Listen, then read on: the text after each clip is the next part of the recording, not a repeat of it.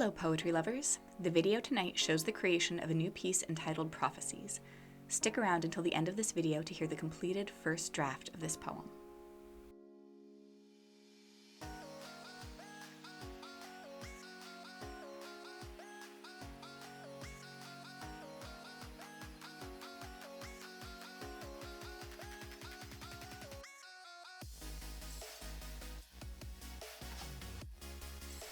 This piece is another one in the series I've been working on for some time now, exploring infertility and fertility treatment. The series is called Barren Woman, and I've included links to creation of the other pieces in this series in the description, in case you'd like to see them. This is one of the later pieces in this series, and it was written after I had reviewed all the poems in the series as a set and kind of assessed the ideas that needed more development to make the series flow better and seem more complete. The series deals repeatedly with questions of faith that come up in moments of personal difficulty and tragedy, and I could see that I needed a couple more pieces that explored this in a direct and detailed way. Allusion provides an effective way to explore weighty questions like this. Allusion means referencing another work or situation, and it can greatly increase the impact of a poem because all the ideas that are important in the work you're alluding to come to bear on the poem you're writing, which can add a lot of significance with very few words. And this is one of the most consistent qualities of great poetry. It doesn't waste words. This doesn't mean that all great poems are short, but rather that in the very best poetry, every element is doing something critical and interesting.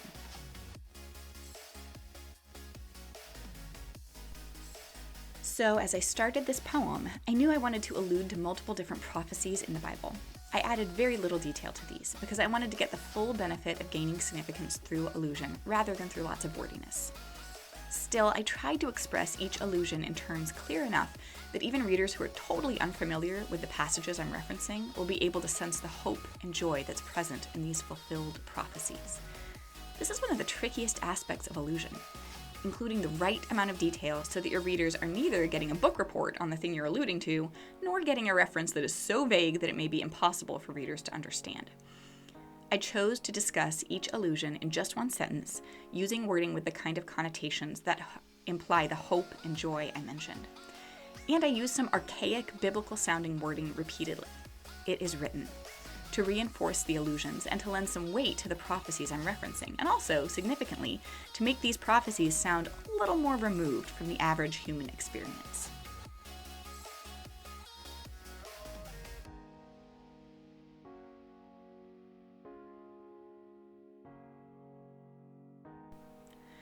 As I'm going along, you've probably noticed that I'm writing several very short stanzas, each with brief lines. I'm using free verse here, but I chose to use some elements of repetition and form to help reinforce the connections between these allusions and later to highlight the difference in the last two stanzas. I had used the same wording at the beginning of each of the first three stanzas, but in the fourth stanza, I changed it up, using a line with a similar syllable count to the other first lines, but with an almost opposite meaning. This was intentional to set up the extreme contrast that's coming in the third and fourth stanzas.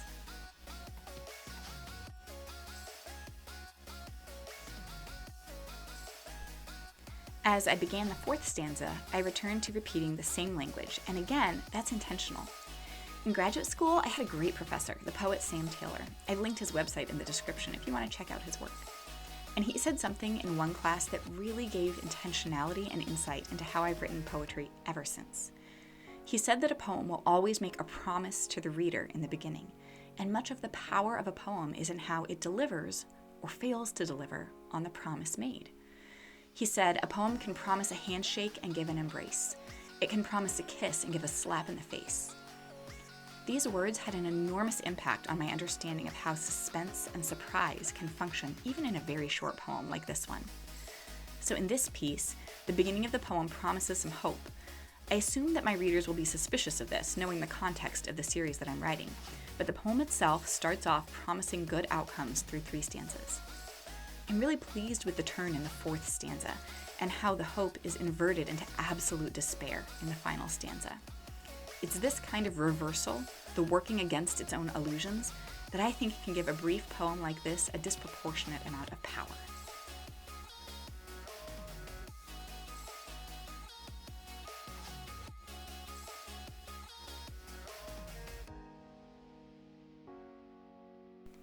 So here it is, the first draft of Prophecies, written in about 9 minutes on September 20th, 2022.